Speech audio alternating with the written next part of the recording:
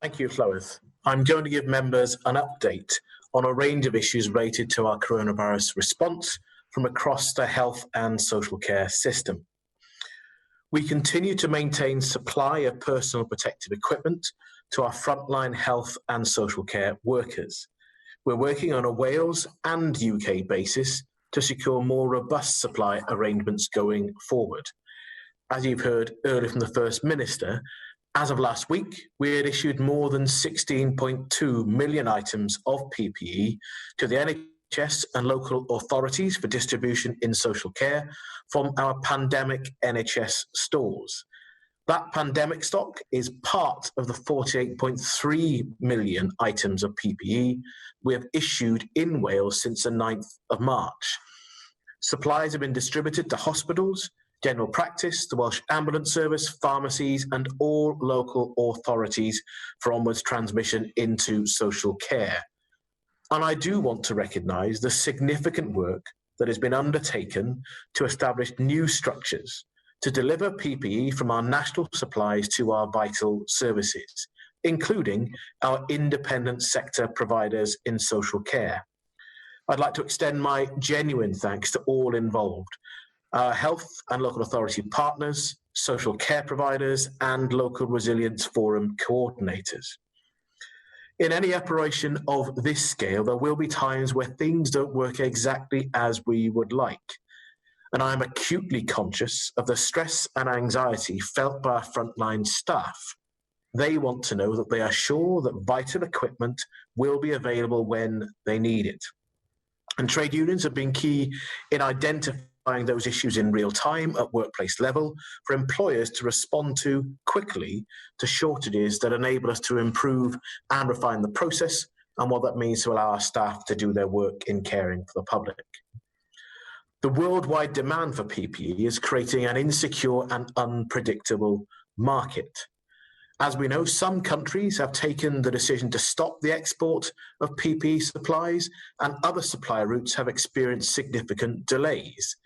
And the recent very public example of the delay of an order for the UK from Turkey is perhaps the most obvious and most public example of that. We are, though, taking a multifaceted approach here in Wales to ensure that we do manage to provide our ongoing supply of PPE in Wales.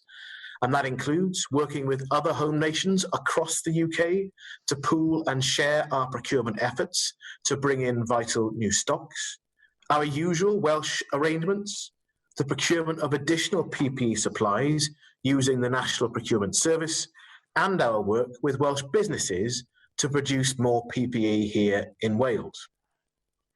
In addition to working jointly with Northern Ireland, Scotland, and England, we are actively mobilising industry in Wales to supplement those UK-wide supply routes through innovation and new manufacturing.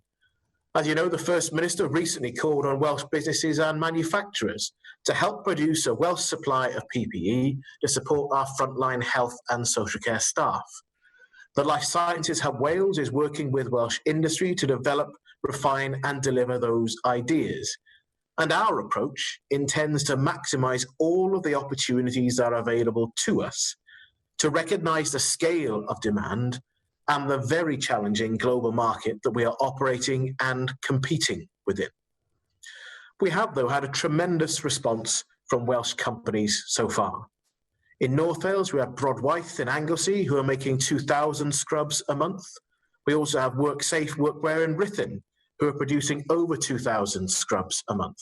Now, one of those companies used to make pyjamas and the other used to make bags. They're good examples of how companies have adapted their processes in a matter of weeks to produce equipment that we need, in this case, scrubs.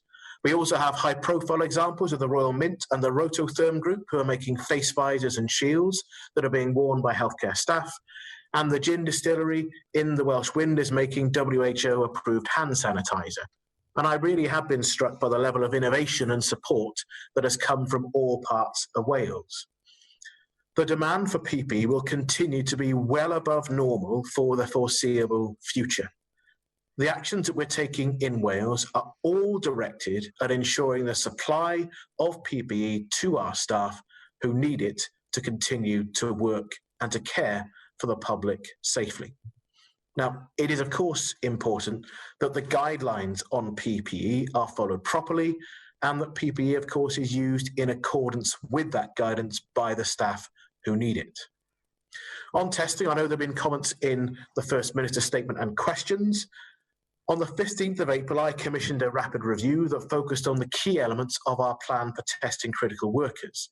That included our testing capacity, access to testing, and the testing referral and results process. Following the review, I can confirm that our current testing capacity is now 1,800 tests a day.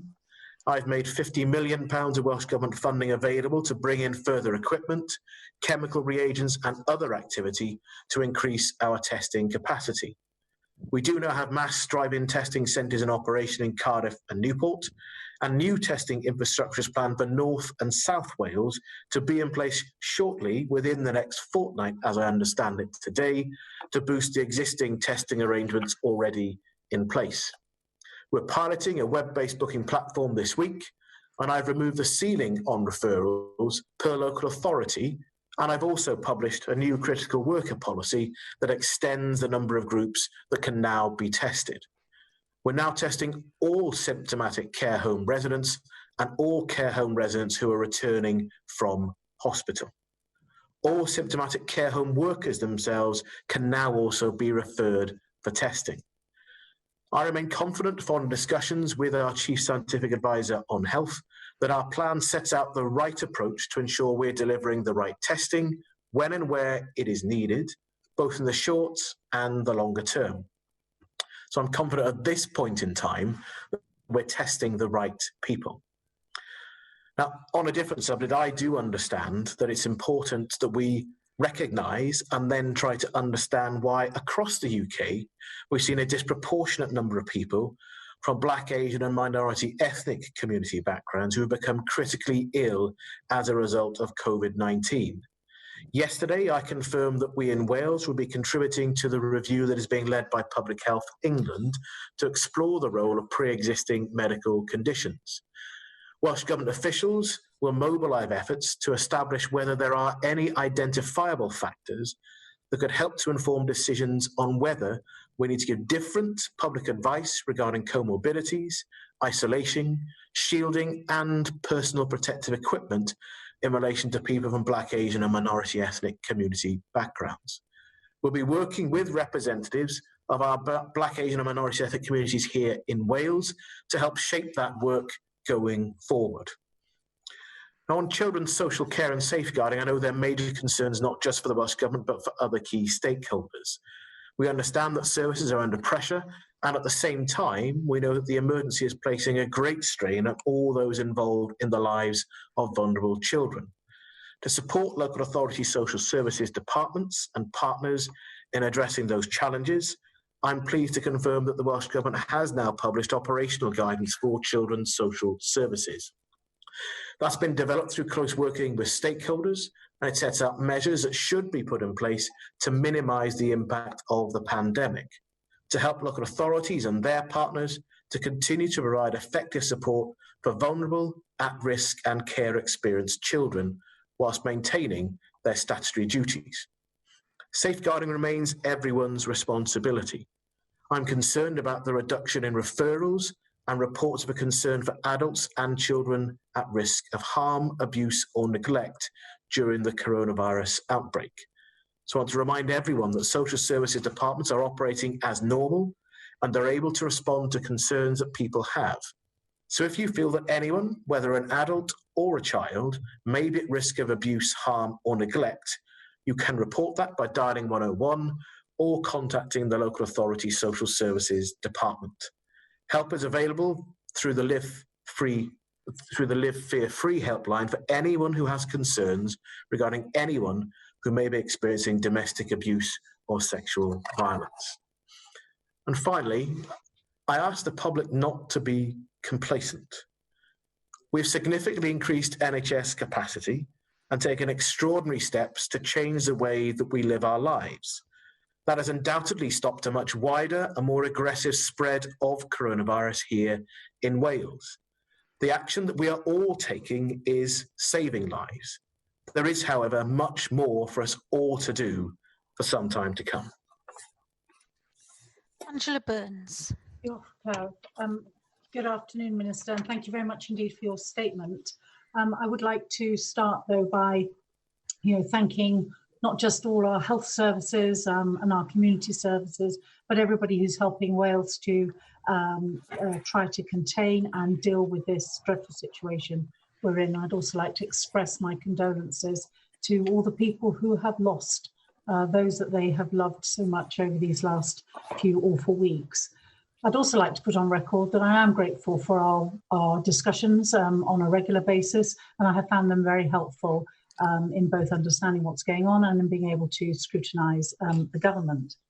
Turning to your statement, I'm delighted that you feel that there is improvement being made on the subject of personal protective equipment and getting it to the right place at the right time and to the right people.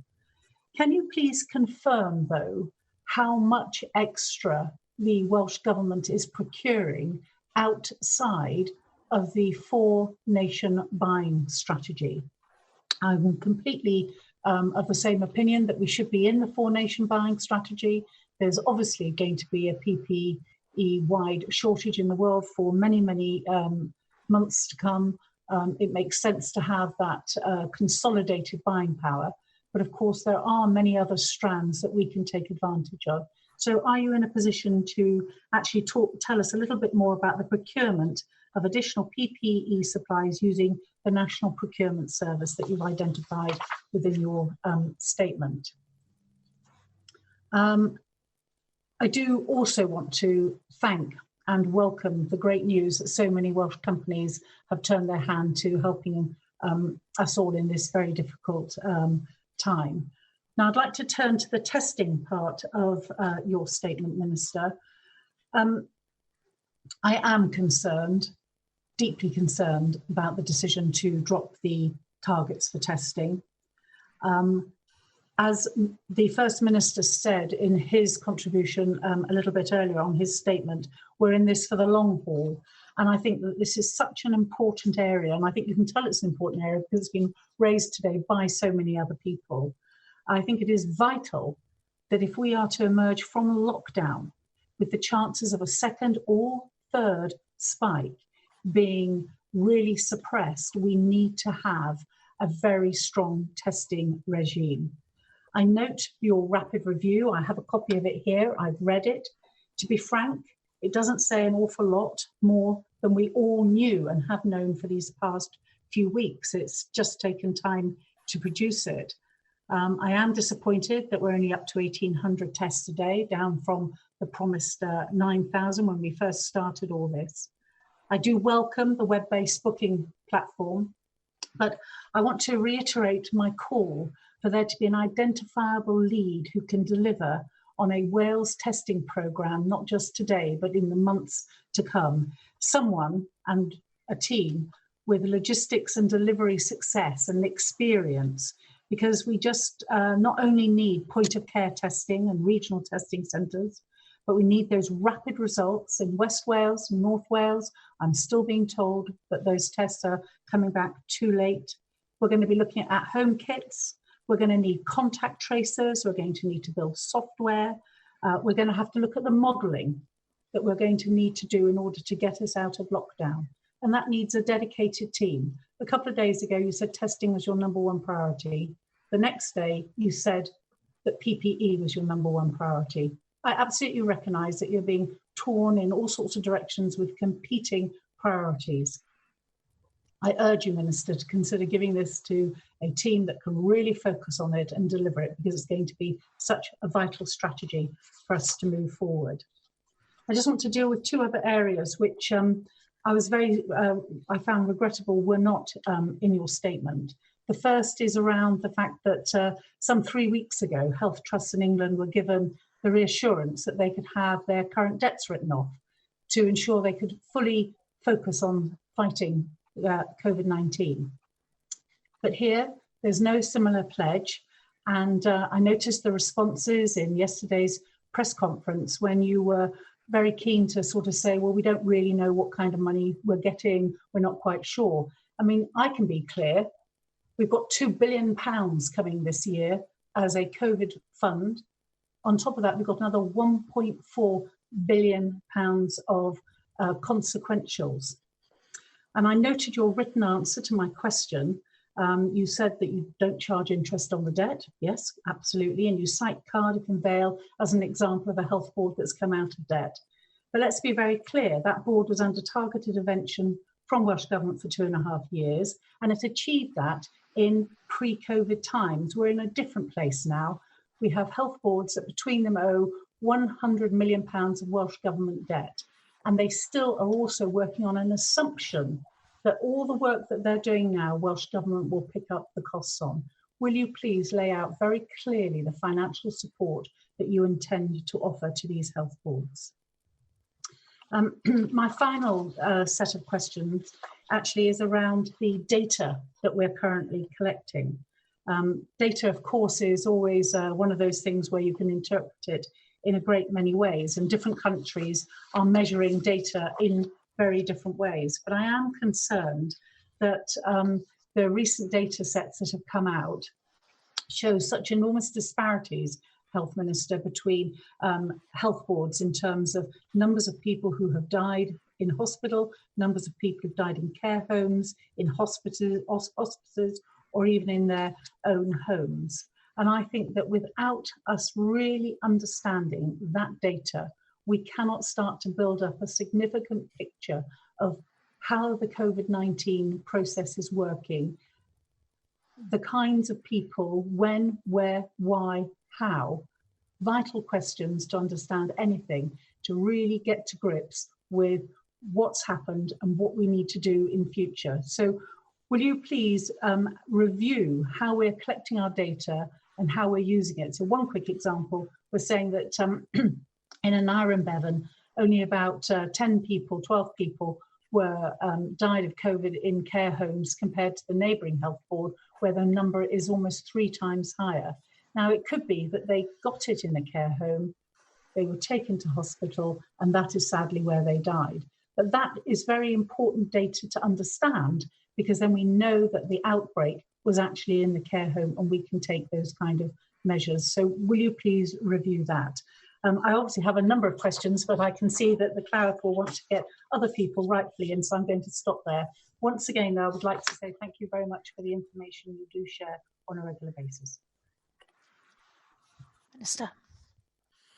Thank you, Llafur. On the final point that Angela Burns raised around data collection and usage, I'll happily review the data so we can be more certain about its accuracy and how it's then used to address areas of improvement and learning right across the system. I think it's always a fair point to think about how we review what we're doing and why, and how information is used to enable us to improve. On finance, I want to restate what I said yesterday. No local health board will be penalised for the action they have taken in responding to the once-in-a-century threat that coronavirus presents. I've spoken regularly with chairs and chief execs across the NHS family, and it's not been raised with me at all, but there are anxieties about how the finance will be reconciled at some point during the year. But it is just a point of accuracy that we aren't certain on the consequentials. From the headline statements that are made, we then have to translate what really arrives in Wales. And the other point that none of us can avoid is the fact that we don't know the exact progress of coronavirus and the stress and the pressure that it will produce, not just in the significant additional resources we put into creating a network of field hospitals, but of course the significant and ongoing pressure, not just to provide PPE, but of course the very real cost pressure that provides in itself, and balancing that up against other activity that isn't taking place where costs aren't going, but those staff have been largely redeployed. So the financial movement around the system isn't certain, but to restate, no health board, no trust in Wales will be penalised for the activity that they are taking to keep all of us safe. On testing, it is up to 1,800 tests today, and each Tuesday morning I'll be publishing an update on the increase in testing and the forecast, and later today I'll confirm a range of other figures. But in terms of the time frame for testing, My understanding is that I should be able to confirm when I publish matters today, and it's a matter of regret to me that I wasn't able to do this before today's session. That well over 90% of people have their test results within 2 days of the test taking place. We've undertaken over 27,000 tests here in Wales, and on a per head basis, that means we're undertaking more testing than Scotland or England are. So actually our rate of activity compares with other UK nations. Our challenge is not just what we need in the here and now to make sure that critical workers, including, of course, frontline health and social care staff, other emergency services and other partners receive that testing, but obviously the point that I've made repeatedly about the scale of the testing operation we need ahead of lockdown being withdrawn to make sure we have a much more significant scale of testing and the spread and access to that testing as well. And on PPE, I just want to restate, we are far from complacent or sanguine about where we are. We know that we are running with a forecast of PPE coming in, but we're reliant on suppliers coming in within each week to make sure that we're secure. The position on fluid-resistant gowns that we saw in England over the weekend is not something that we're taking any comfort in, because we weren't in that position, because we do know that we need supplies coming in on a regular basis to make sure that we are not in that position where we have to reconsider what to do if the first source of PPE isn't available to us and to our staff. But I can't give a running total of the amount of PPE that we've acquired outside of Four Nations purchasing route, but we do continue to run through each of the opportunities that are presented to the National Procurement Service. We also look at individual opportunities to work alongside other UK countries, and that is still taking place, as well as our Four Nations procurement.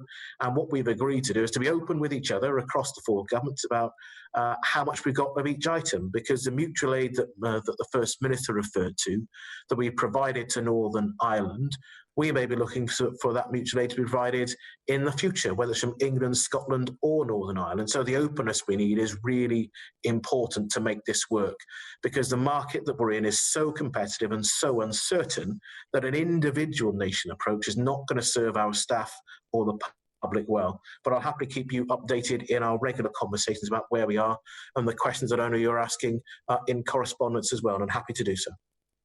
Rhun ap Iorwerth. Diolch i'r gweinidog am y diweddariad ac am y sgyrsiau rheolaidd ni. Mae'n falch gallu gofyn cwestiynau mewn fforwm cyhoeddus fel hyn. Ga i gymryd y cyfle yma hefyd i ddiolch i'r holl weithwyr allweddol hynny mewn iechyd a gofal a meysydd allweddol eraill sydd yn gweithio mor galed ar yn rhan i gyd ar hyn o bryd. Yn gyffredinol, dwi'n meddwl mae yna nifer o feysydd sydd yn dal yn sefyll allan diffyg profion, pryderon am offer diogelwch neu PPE'n dal yn broblem wirioneddol ar lawr gwlad ac ymhlith y rheini sydd ar y rheng flaen, wrth gwrs. Da ni ddim yn profi digon, does na ddim cynlluniau brofi digon o ddysgu'n wasanaethau, yn enwedig gwasanaethau gofal, dwi'n meddwl, ddim yr hyder mi fyswn ni'n licio i gweld nhw yn cael yn cyflenwadau wrth i ni edrych ar yr wythnosau sydd o'n blaenau ni. Let me focus on a few of those key issues then. There's still, I think, a lot of confusion on testing. I remain, as you know, Minister, unconvinced about Welsh Government's stance on testing. We've been told again today that just over 20,000 people have been tested in Wales to date, but to put that in context, under original targets, we'd have tested 20,000 since Monday morning. Now, you wouldn't have picked the original targets, 8,000 a day plus by now, out of the air. They'd have been based on advice. We know World Health Organization advice is that testing is really a key part of the battle against coronavirus. So can you explain what change there has been in the advice that you are given on the value of testing? Because we've gone from that targeted 8,000 or 9,000 a day to around 1,000. You just said a minute ago that it was 1,800 today. Now, its capacity of 1,800 today, it was fewer than 1,000 tests again yesterday. So we need to know what you are being told differently. Yesterday, we were told that there's less spreading than we thought. Yes, but that's because of lockdown, because of effective social distancing. It's working perhaps better than we had feared. It doesn't make the virus less contagious. So don't we need to have effective community testing? in place before we can come out of lockdown? In fact, shouldn't we say that we can't leave lockdown? We cannot have substantial lifting of restrictions until we have community testing in place, and that needs a plan. And we don't seem to have one, or I haven't been convinced that we have one. So can the Minister please square that anomaly for us? How can we build up our testing ready for relaxing lockdown rules without even having a trajectory to follow for increasing testing numbers? And the First Minister said today, we have no capacity problem. If we have no capacity problem, why are you, quite rightly, putting £50 million towards increasing capacity? The way I see it, we're just not reaching that capacity quickly enough. First Minister said that it's a matter of not having enough people being put forward or coming forward for testing. Well, how about having a policy which encourages people to come forward as a growing community testing model, so that we are building up for the release of lockdown? And we all want it to happen as soon as possible, but we can't do it until we know that the time is right. Let me turn to PPE. Real concern. Two things we need to know, of course, that we have enough PPE on the shelves now and this week and next week for those that need them. I think, from what I understand, we're sort of okay at the moment, which is good, although I'm still hearing of issues, especially in the care sector. In the longer term, though, the concerns I hear is that there's a lack of confidence in what is on its way in coming weeks, how much of it, and crucially, what are the delivery schedules to make sure it gets out to where it's needed. Now, can we expect to have that kind of detailed plan? And with the military, as I understand, having assisted with a review of distribution, can the results of that review be shared as a means of giving people confidence? I'm still also interested, and I've asked the Minister on a number of occasions, where exactly we stand in terms of being able to source our own PPE internationally, as well as being part of the all-important pooled efforts across the UK. We know the background. Suppliers in England refusing to sell PPE to care homes in Wales, flights full of PPE landing in Scotland, a major order on its way to Northern Ireland, but nothing quite like that happening here. So if we are putting in those kinds of orders ourselves and getting our own supplies from China, for example, that's great, it's good news. Maybe I could ask you to share details of those orders today. But we're also hearing of UK government telling other devolved administrations, you can no longer procure yourselves internationally. Perhaps you can tell us if you've had such an instruction. A third brief area for questioning, can I ask what work's being done on PPE for public use? I think there's growing evidence that wearing masks might well be useful to slow transmission when some social distancing regulations are released. So on top of PPE for if you like, for professional use, what plans are being put in place by Welsh Government for the procurement or production or distribution of public use masks? Because it may well be that we'll all need them soon. And finally, also a question from me on data. We have the daily data on deaths related to COVID in hospital settings. With a lag because of death registration, we then wait to see COVID-linked deaths figures in the community too, which suggests I think around a third more are dying directly of COVID in total than the official daily figures from hospitals. But on top of that, we have those tragic deaths occurring, non-COVID deaths, but deaths most likely that wouldn't have occurred were it not for the current restrictions, people not seeking timely treatment, not visiting the doctor, and so on. The ONS has also compared death rates now with the usual death rates, found that the figure to be almost double what we would have usually expected across the UK from this time of year. That's 8,000 more in the first full week of April. So are you able to tell us with any confidence what you think the current figures are for the number of deaths in total in Wales now? And are we able from that to assess through that data the steps that could be taken to save lives? Minister. Okay, thank you for that long list of questions, comments and points. When it comes to the starting point about testing and whether we're testing enough, and we've talked about this in our other meetings and in the response I provided in public forum, in commentary and press questions. And in terms of whether we're testing enough, we are having enough capacity, and it's about making use of that capacity. That's why the review I would have needed to look not just at how fast we're growing the capacity, but the use we're making of it and the system we have to get people from referral to testing. And I recognise that there were some challenges in our system, which is why there have been some immediate changes to improve that. We've already seen a much greater throughput in terms of people from the care sector.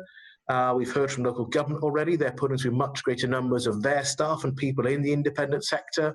And we've deliberately drawn in Care Forum Wales into the work that we're doing so that the independent sector have a much clearer line of sight into how they can get their members of staff referred, to understand the policy changes that have been made that I referred to in my statement. And crucially, the local resilience forums across Wales that are helping to coordinate the emergency response across Wales and the range of services, that they also understand how they can refer their members of staff through as well to get that commonality and consistency and efficiency in the process. So our current capacity is what that is being used for. And I've had a direct conversation with the Chief Scientific Advisor on Health. I've also spoken to the Chief Medical Officer each day as well, and they are confident, and one of the points you made to me about what advice we're getting, that where we are will meet the sort of need we have in that sector of workers. But the point that I have regularly made, and I know you referred to it as well in terms of your comments around the value of testing, I've regularly made the point that we need to have a much bigger community infrastructure that is in place and ready to go. That doesn't mean that we're testing it for the first time on the first day and trying to phase our way out of lockdown, but that capacity is increased steadily, progressively, and that we have it in place before we do come out of lockdown. And that's a point I've made several times over the past week. The reason, though, why we're not having to test 5,000 people a day and more is because of the social distancing that's been introduced, because of the measures we took to put the country into lockdown, because of the public response, because we have intervened and flattened so successfully the current rate of infection. But that doesn't mean that we could come out of lockdown today for a range of reasons that I think members here understand perfectly well. That's why I've made the point successfully, and I'll keep on making it, that we need that bigger infrastructure ready and in place before testing comes out. And I don't think there's an anomaly there, because it is exactly what I've said pretty consistently when I've been asked about this for the last week and more. And on the point about the weekly update, in that weekly update that'll be published on a Tuesday morning moving forward, I'll not provide an update, but I'll give an indication of where we expect to be across the next week. And that comes from the advice that we get from within our system, from Public Health Wales and other actors, on how we're increasing our capacity here, what the UK contract are providing for us to give that idea of where we're going to be next, because I didn't pluck a figure out of thin air. It was based on the advice we had, and in the testing review I indicated the reasons why we weren't able to get to that previous figure on tests. The change in behaviour across the rest of the world, the previous arrangements we had in place, the fact that other countries prevented equipment leaving their countries, including some chemical reagents and physical testing kit, the fact that some of that equipment has been delayed. And those are all very real factors that are outside of our control. So rather than setting a new target when I can't control a range of those factors, and neither can our own actors here in the health family in Wales, I've committed to providing a regular update on what we are doing and what we expect to do to get to the point where we have that much bigger infrastructure in place. On PPE, a regular schedule is provided to local authorities and within our healthcare system in terms of when they can expect deliveries. And to be fair, the leadership at the Welsh Local Government Association have recognised that there's been improvement in the understanding of what's coming and the delivery of that.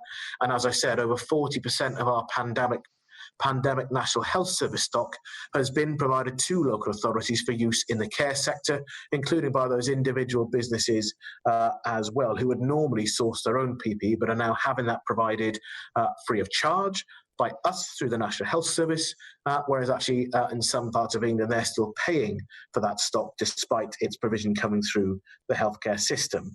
And on the review the military have undertaken, it has given us confidence in the logistics and our delivery system. It's given us some pointers for improvement, and we look several times a week at what is happening on our on our ability to have the right levels of PPE and where we think there are potential supply issues. And we're also providing some technical briefings into people who really do need to know this in the system on the trade union side and employers, so they've got confidence to provide to their members and their employees on what actually is happening. And on procurement, we continue to work, not just individually to follow up leads that are provided to ourselves, but we also, as I've indicated, are working with Northern Ireland and Scotland, as well as England, and we've also agreed to come together on a four-nation basis. It's not so much a matter of instruction, but it's how we've agreed to work in pursuing those opportunities. And in terms of masks for the wider public, again, I've answered several questions on this in a number of fora over the last week. The evidence base is being reviewed. At present, the advice we have is that the public don't need to wear masks. We know a number of people already are. And the wearing of masks is about protecting other people so that you don't spread coronavirus to someone else. And that's most effective for people who may be asymptomatic. But it's worth reminding ourselves that people who are symptomatic and haven't had a test should be self-isolating. People who are COVID positive should certainly be self-isolating. And we need to consider the impact on asking the public to wear masks and what that means, and making sure it doesn't compromise the supply of surgical grade masks, but that equally we understand what the evidence base is. And if that evidence base changes, then I'll be very happy to shift the position and the advice we give to the public. We don't know everything about coronavirus. We learn more each day and each week, and it's part of the reason why some of the advice has changed through the progress of the pandemic, and I expect that on a range of things we'll be doing things differently in months to come to compare to where we are today. And on non-COVID related mortality, and your final point, last week, of course, the Chief Executive of NHS Wales raised this point in his press conference. I've referred to it several times this week, including in yesterday's press conference, and I've asked the Health Service to do some work already to understand those areas of non-COVID related mortality, to understand how much that need is being suppressed for people who do have urgent care needs. As I've mentioned in my statements previously, the NHS is open for business for people with urgent care needs, and I don't want people to be so fearful of coming to the National Health Service for treatment that they potentially end up risking their own health and well-being, and sometimes that has led to potentially avoidable mortality. And it's a matter I did manage to discuss with Chief Execs and Chairs earlier on today, and I want to provide more focus on that in the week ahead, because public behaviour is a big part of why we've had a success story in preventing the spread of coronavirus, but it's also part of the challenge that you highlighted and we've talked about before on those non-COVID related areas of mortality, and how we continue to restart other parts of our National Health Service in the future. Caroline Jones. Thank you for your statement, Minister, and for your department's continuing efforts to help combat this disease, a disease which has killed nearly 200,000 people worldwide.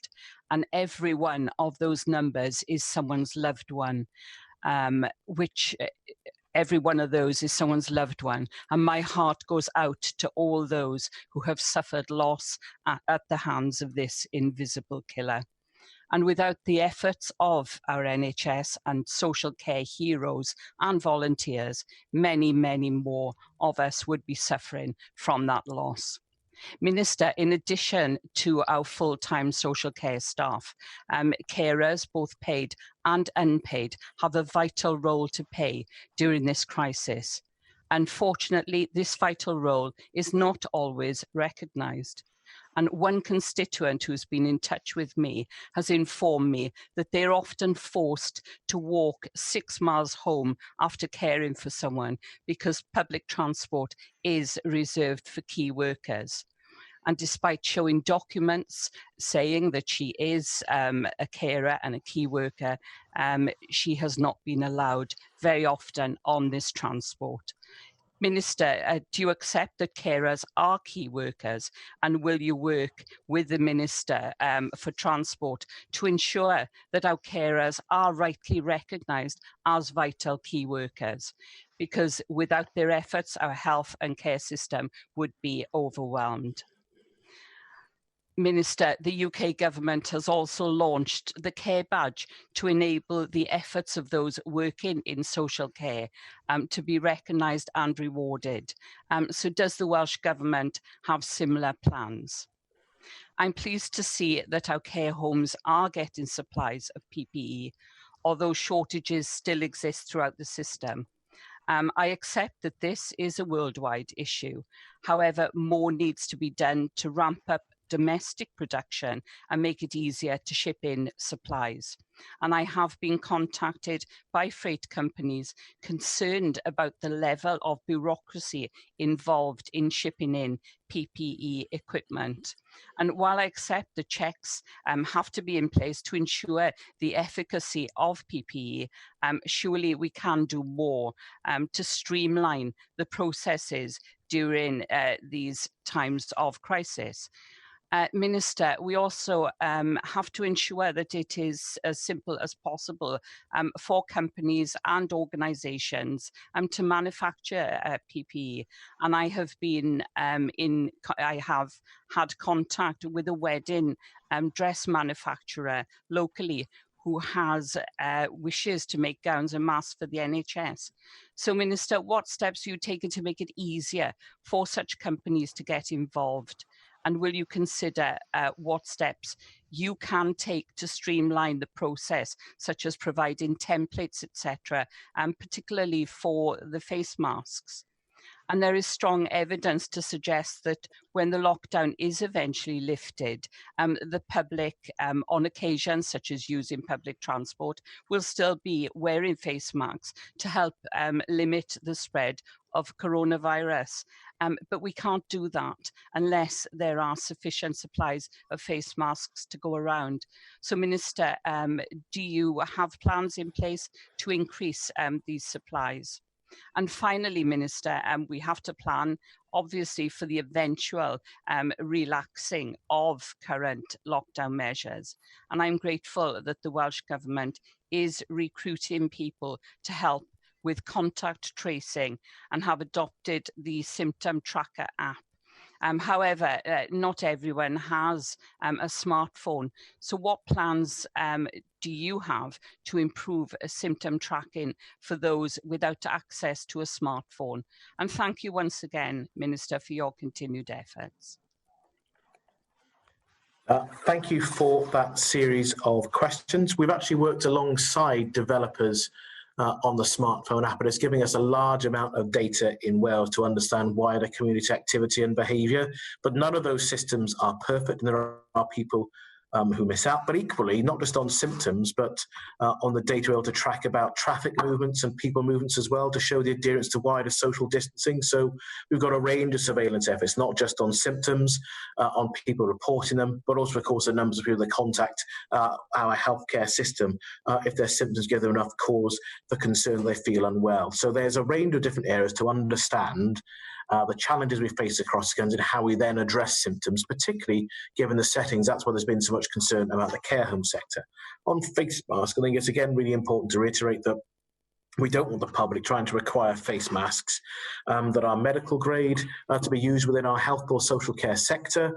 And it's about the evidence base that we have and to understand whether or not masks would make a difference for the public, and if so, what sort, and to make sure that they're manufactured in a very different way, and to make clear that they're not in competition with those that our frontline health and care workers need. On the import of PPE equipment, even if you take aside those matters that are reserved and we don't have control over, we certainly want to make sure that we test and understand the nature of the equipment that is being provided. I don't think anyone would want us to try to make that system any less properly rigorous. We want to know that people can have confidence in what they're being provided with.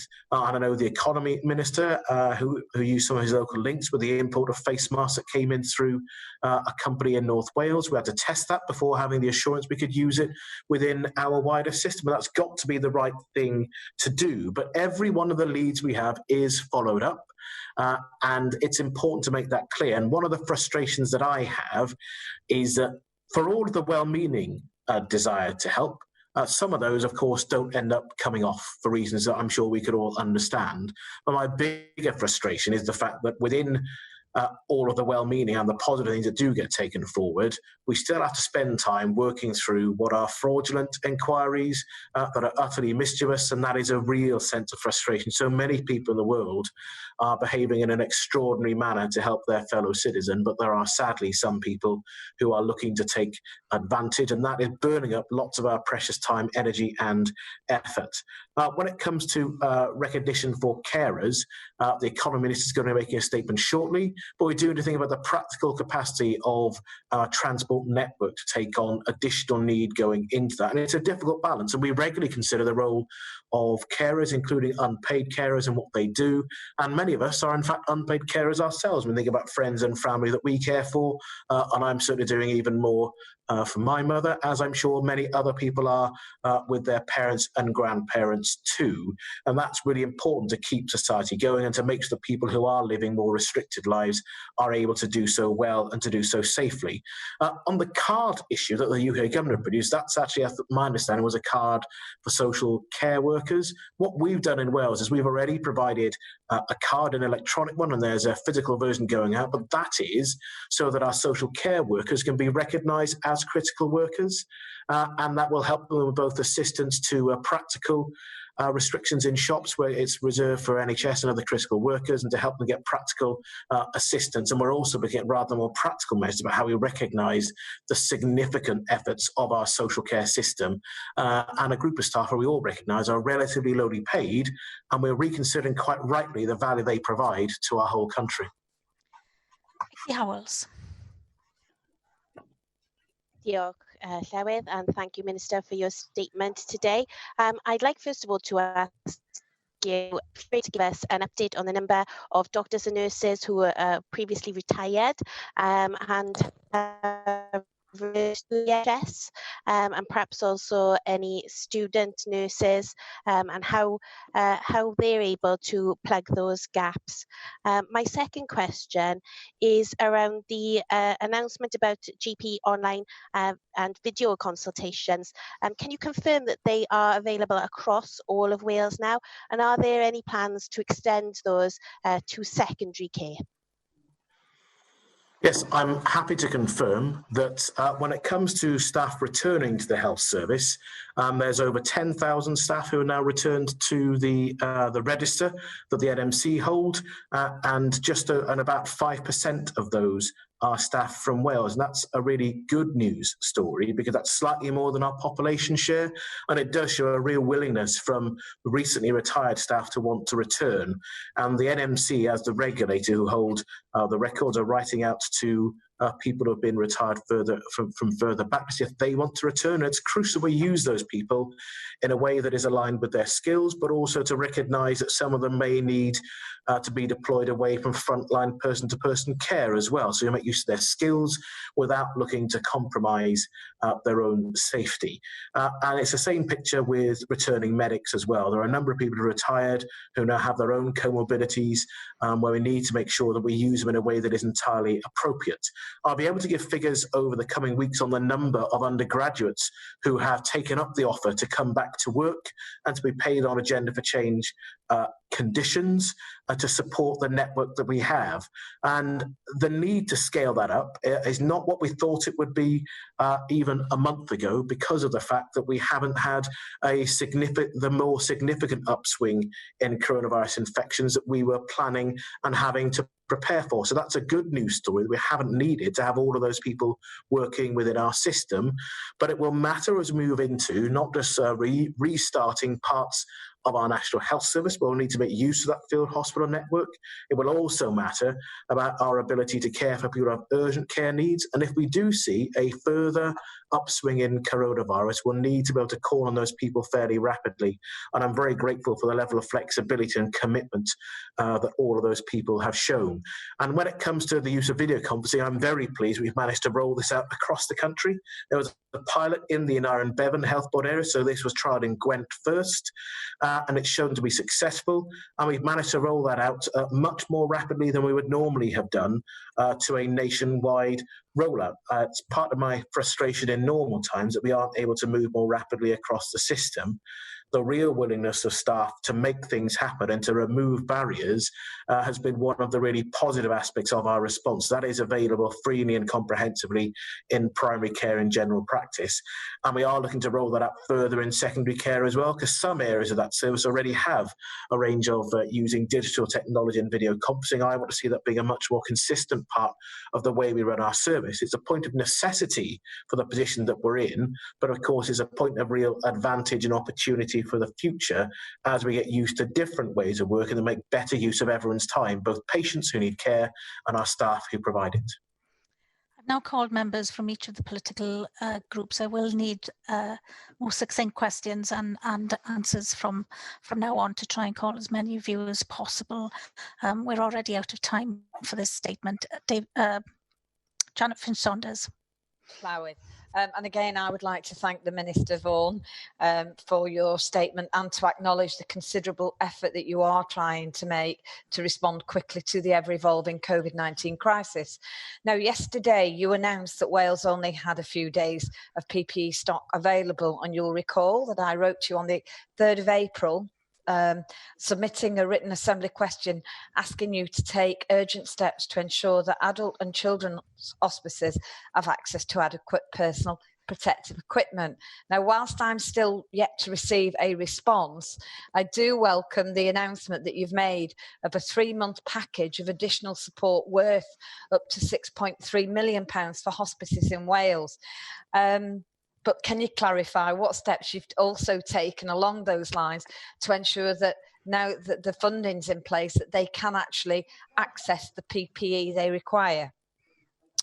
I appreciate that more than £16.2 million extra items of PPE have been sent to frontline workers, but I cannot overlook findings by the Royal College of Nursing that 54% of those surveyed felt pressured to care for a COVID-19 patient without adequate protection, and that 49% of nursing staff treating COVID-19 patients not on ventilators said that they have not received training on what standard PPE to wear and when they should wear it.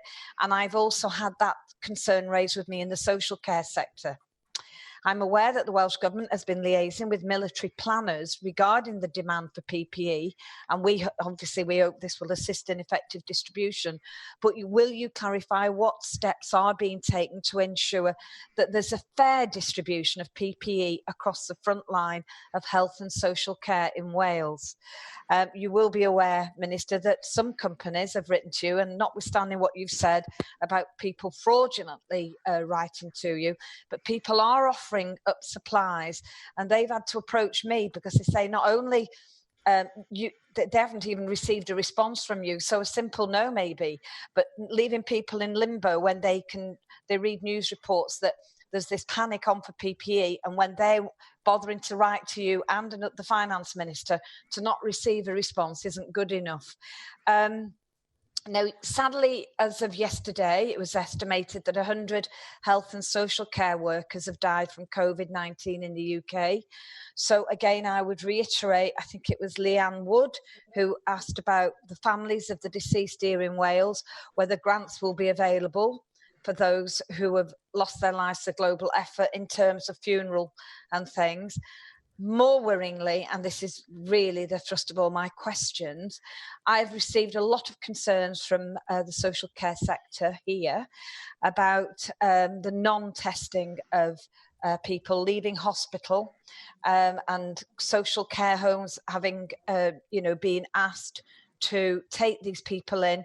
I have situations now where some social care providers are not prepared to do that for the lack of a test, because clearly if they've got a COVID-free environment in a care home, residential care home setting, nursing setting, that's how they want to keep it. But I would ask, how are these deaths being recorded? When you write to local authorities, they say, we're not recording them, Care Inspectorate Wales are recording them. You write to Care Inspectorate Wales, they say, we're not recording them. So I would really like your clarity, because the deaths in the social care sector across the UK have quadrupled, and it's a huge worry to those working in the social care sector, and it's a worry to me as a representative of those people and my constituents. I am being approached on social care matters very, very strongly at the moment. So I think I've asked you enough questions there, but I would like your comprehensive answers to those that will provide me with some assurance. Thank you. Just to reiterate the point I made, I asked for succinct questions and succinct answers. So I'll need to ask the Minister as well to be succinct in his answers. And I would appreciate members listening to what I say when I ask for succinct questions. Minister. Thank you, I think there were 8 separate points made. I indicated we had less than about a week's supply of fluid-resistant gowns. We expect to receive more this week, but I was trying to be open with people about the position and indeed staff and the public on hospice care. I did announce extra money for the hospice sector, and the PPE guidance needs to be followed within that sector as well. And as I say, the equipment, the PPE that we're providing is for use across health and social care, and obviously used appropriately and where necessary within hospices. On the RCN survey, the key point is that I expect you to take up those issues with employers. We have well-rehearsed social partnership means here in Wales and a pretty much open door approach, and in fact the RCN and other trade unions themselves take part in a weekly meeting with me so they can raise issues directly with me, and it's important that those individual issues are taken up with employers in the first instance, and I expect those to be resolved. I'm happy to confirm the distribution is fair across the country. No region is advantaged or disadvantaged about how we meet the need across the country, across both health and social care. And if people do have examples of concerns where companies say they haven't had a response, I'd be grateful if members could provide with details so that I can follow them up. And testing on residents due to return to the care home sector from hospital, that's a matter that I've covered in both the testing review, and I'm sure you'll have heard I covered it in my statement today. And when it comes to the recording of deaths in the community, including in the care home sector, we already have, through the Office of National Statistics, a regular report on those deaths and where they take place. There is a time lag between those because they need to review all death certificates of between 7 and 14 days, and the headline figures are announced each day by Public Health Wales. So there is a pretty clear and transparent reporting of all deaths across all sectors. Leanne Wood. It's an inexcusable failure, Minister, that you've not carried out the 5,000 tests a day in Wales that you promised. The World Health Organization advises that the countries that are best coping with this pandemic are mass testing, they're tracing and quarantining. There must be, at the very least, weekly testing for all key workers, whether they work in the public or the private sector. And until we have that, we can't relax the lockdown. I'd ask if you would accept that point. You've said you're working towards mass testing, but you didn't say in response to questions from my colleague Rhun at Iorwerth whether you accept that point, that unless we have mass testing in place, we cannot relax the restrictions. I've had concerning reports from care homes as well, where PPE is in supply, but the manager has locked it down because it's being rationed. Now, the policy is for it to be used when residents or others are showing symptoms, but we all know that by the time symptoms are showing, the virus may well have already been transmitted. So will you urgently issue guidance to enhance the protective measures that care homes and other closed settings should follow? I know PPE is a precious resource, but it's not acceptable to expect these low-waged workers and those that they look after to be put at risk in the way that they are under the current policy, in my view.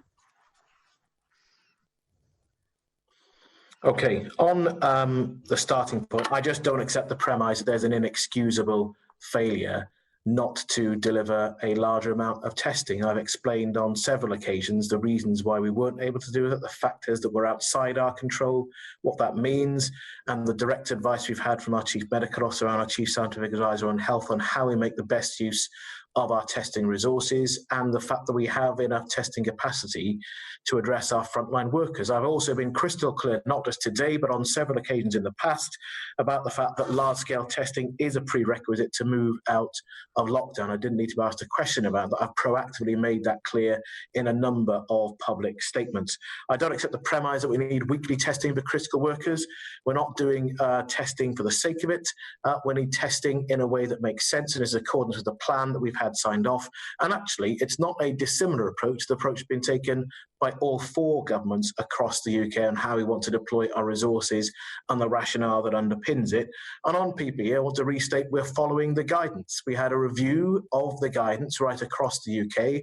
All four nations are looking to follow that guidance, and in Wales we haven't had to depart from it.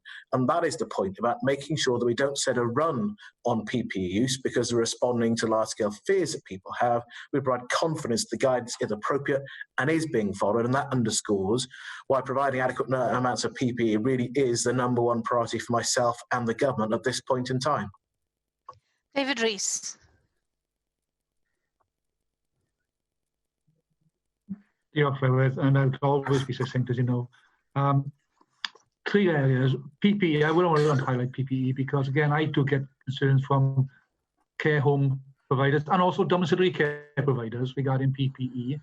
And it's important, I think, that we ensure they have sufficient levels. And I do think the guidance can be strengthened from Public Health Wales because if you're in a lockdown situation, a care home is likely to be receive infection because of an asymptomatic member of staff coming in with the virus and pass it on. So they should actually be using PPE at all points in time, not just when a case occurs within that home. So perhaps you could strengthen PHW's advice on guidance on that. And also in care homes, I appreciate the website coming through, which will make things easier. But can you also look at ensuring that it's easier now for care home providers to have referrals by simply asking the council to do it directly rather than go through PHW, which is causing more concern for some of the care home providers where members of staff are symptomatic and they want them tested. And a direct referral from the council or to the council might help that. And finally, I very much appreciate what you said to Rhun up Iorwerth in relation to your discussions with health boards as to preparations to introduce other treatments relating to the provision of COVID, non-COVID issues. But I've also received information that cancer referrals from GPs in other parts of the UK in some areas have gone down by 75%. Are we aware as to what percentage of cancer referrals, urgent cancer referrals from GPs have changed? And would you look into this matter? Because it could be that patients are not wanting to go to GPs at this point in time. It could be because GPs are being advised, certain types of conditions will only be met and they are therefore hesitant to refer themselves. We need to ensure that those who receive that type of urgency are not delayed as a matter of a fear for overburdening the health system at this point in time. Minister. Thank you for the question. I want to reiterate on PPE, the point about the guidance needing to be followed. The last thing that we need to do is to encourage people to use PPE in larger quantities outside the guidance, because whilst that might provide some people who don't need it with more confidence, it will take away the supply from our frontline staff who really do. But we need to make sure that each one of our frontline settings, including residential and domiciliary care, where they need to use PPE, have access to it. That's why we're taking the extraordinary steps of using our public resources to provide PPE to independent businesses. We would not normally do that. If in normal times we were providing free of charge PPE to those going concerns, and people would have an entirely different set of questions. But it demonstrates this once in a century threat that we are confronted with and the way that we are responding. On the process of referrals, I'm happy to report that that has already improved. And as I've said, we've heard directly from local government that a much larger number of referrals are being made from workers in the care sector. It's important to me those aren't just people employed by local authorities directly, but people in the independent sector, as Rees highlights. So we need to make sure that they have referrals that are speeded through, whether through the local authority or directly, to make sure that they're provided with a test and promptly. And again, the figures that we published today should give some confidence that those results are then provided quickly. on the particular point on cancer referrals, I recognise Di Rees's long-standing interest in the work of the country on improving cancer outcomes, and it's one of the things that I am concerned about, to make sure that urgent referrals where urgent care is needed don't get put to one side. That's already what I've asked the service to look into. It's part of my concern to understand accurately the picture, and then not just to present that picture, but actually to do something about it, to encourage people to come forward to address their very real healthcare need, because as we know, late referral, late recognition of cancer often leads to much more radical treatment and actually compromises the best prospect of people having a good outcome. So they're definitely points that I want to take up, and you'll hear more from me over the coming weeks on the work that is being done to do just that, and I hope that provides an answer to Di's question. Neil McEvoy. I think the reality, Minister, is that far too many people simply do not have PPE at the front line. And again, what I'm hearing this afternoon is almost a denial of the reality of the situation. So my question is a very simple one. What did you do to ensure that PPE was ordered in January and February, and how much PPE was ordered for the Welsh NHS during that period? Well, as Mr. McEvoy will understand, I don't have those particular figures at my fingertips, but I can absolutely confirm there's been no complacency and no denial on the scale of the challenge that we face. And if you just listened to the statement and the questions that I've answered in public on a range of occasions, we've distributed millions of additional items across health and social care. The 16.2 million items that have already been distributed from our pandemic stocks represent a huge additional influx of PPE across our system, and the work is tireless from our staff and people in the sector outside of the government, and I want to pay tribute to them for the extraordinary efforts they're making to make sure that our frontline staff are properly equipped with PPE in what is an unprecedented global situation. Jayne Bryant. Diolch llawer. Thank you, Minister, for all the work you and your officials are doing at this time. Following the Welsh Government investment, the Grange University Hospital was due to partially open at the end of April. Although the extra 350 beds will be ready and available as planned, over the last few days, it has been very welcome to know that the Bevan University Health Board are unlikely to need to use the extra capacity. The Health Board have said that they will keep the situation under constant review in case evidence changes, and we must not be complacent. The Health Board, their dedicated staff and the community have been at the sharp end since early March, and I know that the additional staff recruited will be deployed to support the existing services. Can the Minister assure me that the experiences learned by an Bevan Health Board will be shared with others, and also what more can be done to urge members of the public that if they are having a heart attack or stroke, for example, to call 999 and use as critical beds are available? Yes, I think there's a couple of points I'd make briefly in response, and that is that it's a good news story that an Bevan don't need to make use of the capacity that is available at the Grange now. That demonstrates the impact of our social distancing measure, but the important message about not having complacency about what we're doing now, so people don't suddenly throw away the gains that we have made. But it is there available for future use, because we do expect that as we release social distancing measures, we may find more need coming into our system. And a point is well made about suppressed need. For those people who are avoiding coming into our system because they're concerned about coming into a hospital environment now, despite the fact they have urgent care needs themselves, I want to reiterate that message again. If you have an urgent care need, the NHS is still open for business.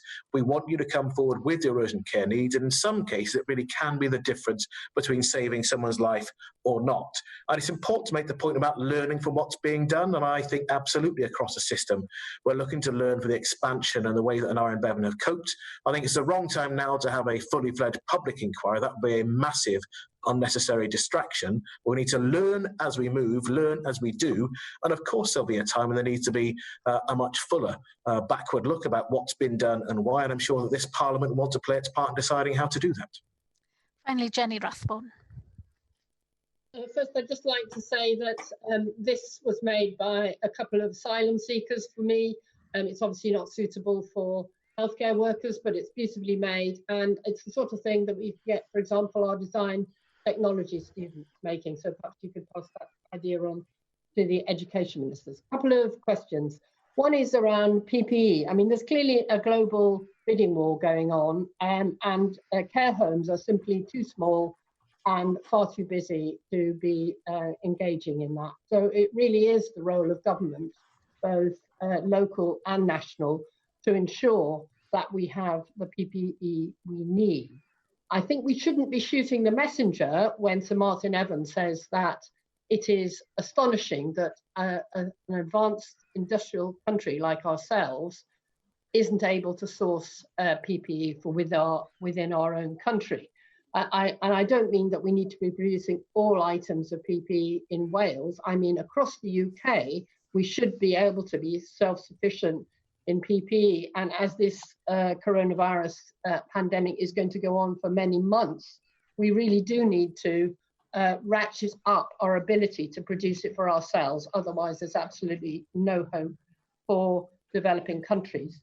I just wanted to ask a question on that, which is, what thought, if any, has been given to making it safe to reuse certain items of PPE? Because that is what is happening anyway, by people on the front line who fail to get certain items when they need them. So is there any evidence that some of it could be reused rather than disposed of immediately after being used?